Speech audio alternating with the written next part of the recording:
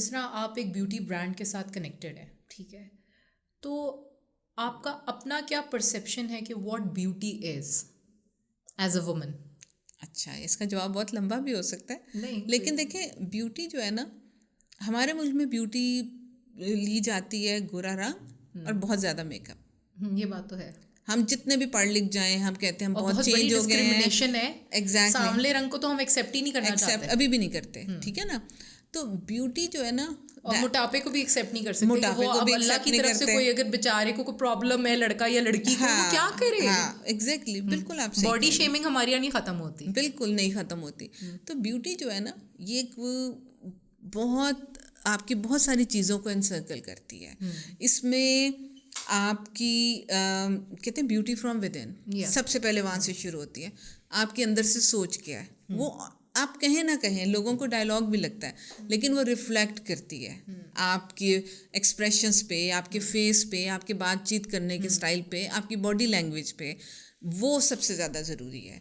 फिर आप अपने आप को कैसे लुक आफ्टर कर रहे हैं, आप अपनी डाइट क्या कर रहे हैं, आप क्या ले रहे हैं, आपके अंदर ये वाली फीलिंग है कि नहीं। देखें, self care is self love, और सेल्फ केयर को हमारे मुल्क में काफ़ी हद तक जुर्म भी समझा जाता है। ख़वातीन जब अपने ऊपर कुछ पैसा लगाने लगती है तो थोड़ा सा मैंने देखा वो गिल्टी फीलिंग में होती हैं कि हम ये बच्चों पे भी लगा सकते थे। वो बच्चों को बाहर महंगा खाना खिला देंगी, लेकिन अपने लिए कुछ ब्रांडेड जोड़ा भी पहन लेंगी। हाँ, अगर अपनी सेहत और अपीयरेंस और सेहत के ऊपर नहीं ध्यान देंगी तो आप देखिए ख़वातीन में कैल्शियम की कमी कितनी जल्दी हो जाती है, बहुत ज़्यादा, और बहुत ज़्यादा आपके जॉइंट्स रह जाते हैं, बहुत ज़्यादा, बहुत इस चीज़ का वो ख्याल नहीं, इस चीज़ का ख्याल नहीं, मल्टीविटामिन्स का ख्याल नहीं। फूड इनटेक कितना ज़रूरी है खातून के लिए कि उसकी डाइट बहुत अच्छी हो। बिल्कुल। अभी बड़ी इंटरेस्टिंग बात है, मेरी बेटी ने मेरे से शेयर की कि हम हमेशा सुनते हैं 8 आवर्स स्लीप, 8 आवर्स स्लीप।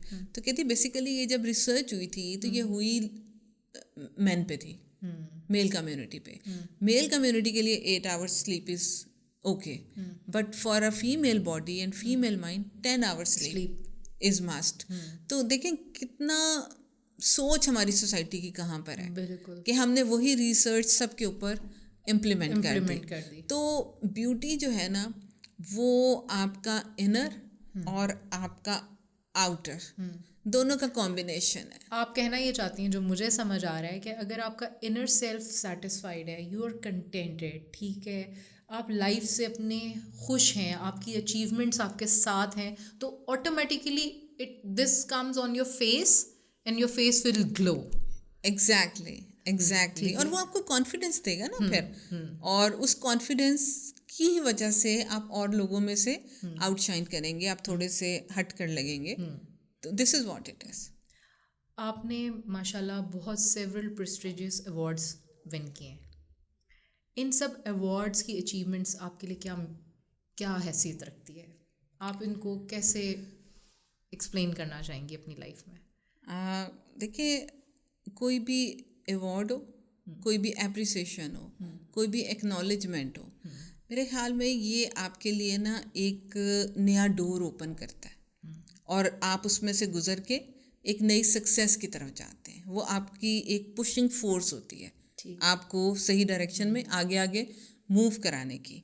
तो मुझे ऑरिफ्लेम में जो चीज़ बहुत एक अट्रैक्ट की थी ना, वो ये था, हमारे सिस्टम में इसको बहुत इस पर फोकस किया जाता है। आपकी हर छोटी से छोटी सक्सेस को भी सेलिब्रेट किया जाता है, और आपकी हर बड़ी से बड़ी सक्सेस को भी। जैसे मैंने एक दफ़ा पहला जो इंटरनेशनल अवार्ड लिया, तो that was a very new experience and that was a surprise for me. We were in Dubai and there I got that award. और हमारे जो कंट्री हेड थे, उन्होंने अपने मोबाइल से मेरी फैमिली को और अपने ऑफिस में वो मैसेज किया कि अंबर गॉट दिस अवार्ड। तो उनके मोबाइल के थ्रू मेरी सबसे छोटी बेटी का मुझे मैसेज आया था कि अम्मा I am so proud of you. माशाल्लाह। तो हाँ, देखिए, बच्चों के लिए तो बहुत बड़ी अचीवमेंट है कि उनके पेरेंट्स जो है still they are achieving their goals. तो आप देखें ना, वो तो भूल भी गई होगी तब लिख के, शी वाज इन ग्रेड 4 और 5 आई थिंक, लेकिन मैं वो चीज़ नहीं भूली।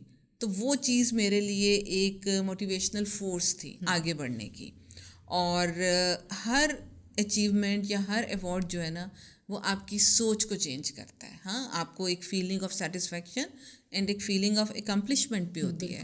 और वो आपके से रिलेटेड जो और लोग हैं ना, उनके लिए वो बहुत चीज़ इंस्पायरिंग होती है। जैसे मैं अपने टीम को या अपने लोगों को जिनसे मैं इंटरेक्ट करती हूँ, मैं उन्हें समझाती हूँ कि अगर इस एज ग्रुप में मैं ये चीज़ कर सकती हूँ तो आप तो मेरे से इसको बहुत ज़्यादा बेहतर कर सकते हैं। क्योंकि मैं एक बहुत लर्निंग प्रोसेस से गुजरी हूँ और जो चीज़ें मैंने एफर्ट करके सीखी हैं, इस जनरेशन को तो वो चीज़ें ऑटोमेटिकली आती हैं। बिल्कुल। तो आपके पास ऑलरेडी वो सारी पावर्स हैं। आजकल की देखिए जो जनरेशन है ना, उसके पास ये जो मोबाइल है ना, वहाँ उनको सारी इन्फॉर्मेशन प्रोवाइडेड है। एग्जैक्टली। हमें ये इन्फॉर्मेशन हासिल करने के लिए बहुत तगोदो करनी पड़ी, बहुत स्ट्रगल करनी पड़ी, ठीक है। उनके पास तो घर बैठे ही सारी इन्फॉर्मेशन मौजूद है। बिल्कुल बिल्कुल। तो वो तो हमसे काफ़ी आगे चल रहे हैं, काफ़ी आगे हैं। तो ये चीज़ें फिर और लोगों के लिए इंस्पायरिंग होती हैं कि अगर उसने ये अवार्ड विन किया या ये किया है तो why not me, I can also do this.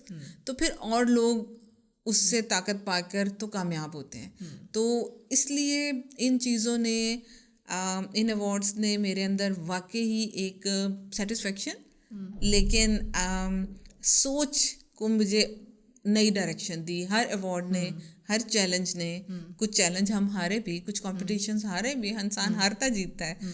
तो उससे एक नई तरह की सोच आई, जब जीत गए तो एक और तरह की सोच आई। तो ये सब चीज़ें ना आपका मेकअप करती हैं और आपको ज़िंदगी में किसी तरफ को लेकर चलती हैं। आपने लाइक क्या की करेक्टरिस्टिक्स हैं डू यू थिंक के लोगों को अडेप्ट करनी चाहिए to contribute in women empowerment? देखिए, अगर हम अपने सिस्टम की बात करें तो सबसे पहले इस सोच को स्ट्रॉन्ग करना पड़ेगा कि हमारे मुल्क की इकोनॉमी में ख़वातीन का एक बहुत मेजर रोल है और हमारी खातून को इक्वल राइट्स होने चाहिए। उनको एक एजुकेशन की तो हमने पहले बात कर ली, लेकिन जो ख़वातीन घरों से निकल कर काम करना चाहती हैं उन्हें क्या, हमें एक सेफ़ एनवायरनमेंट उसको मिलना चाहिए, ठीक है, हरासमेंट नहीं हो, सेफ एनवायरनमेंट हो। और हर खातून पैसे के लिए नहीं काम कर रही होती, बहुत सारी ख़वातीन अपने आप को मनवाने के लिए काम कर रही होती है कि मेरे में स्किल है तो I want to do something, I want to create a difference in society. तो I want to add value. Exactly उस सोच की रिस्पेक्ट करना बहुत ज़रूरी है। और फिर हमें ऐसा एनवायरनमेंट देना ख़वातीन को, उनके बच्चे हैं तो हमारे मुल्क में डे केयर सेंटर्स बहुत इम्पॉर्टेंट हैं, जिस पर अभी बहुत काम होना बाकी है। सेफ़ एनवायरनमेंट हो गया, ट्रांसपोर्टेशन हो गया, ये सब चीज़ें अगर प्रोवाइड की जाएं तो ये सोसाइटी का रोल आता है। बिल्कुल। और फिर ऐसी हमारे यहाँ ऐसे सेशंस होने चाहिए जैसे आप और मैं आज बात कर रहे हैं, इस तरह की ग्रुप डिस्कशंस होनी चाहिए, इस तरह के सेमिनार्स होने चाहिए। वहाँ पर स्कूल कॉलेजेस के बच्चियों को इनवाइट किया जाना चाहिए, वो वहाँ से कुछ सीखें, वो अपनी सोच में कुछ चेंज लेकर वहाँ से निकलें और वहाँ से वो अपनी ज़िंदगी के पाथ को डिज़ाइन करें और वहाँ से स्ट्रगल करें। तो इस तरह से स्टेप बाय स्टेप, कहते हैं ना, ईंट ईंट जोड़े तो दीवार बनती है और दीवार दीवार जुड़े तो इमारत बनती है। तो वो चीज़ें अब हमें करनी है।